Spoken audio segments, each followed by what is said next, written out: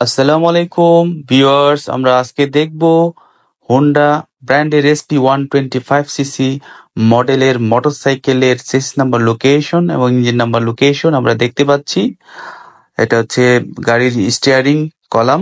সেই স্টিয়ারিং কলামের খোদাইকৃতভাবে 17 ডিজিটের চেস নাম্বার লোকেশনটি আমরা দেখতে পাচ্ছি এবং গাড়িটি আহ, লাল রঙের, খুব সুন্দর চমৎকার দেখাচ্ছে। গাড়িটি একদম নতুন ফ্রেশ 125 সিসির গাড়ি।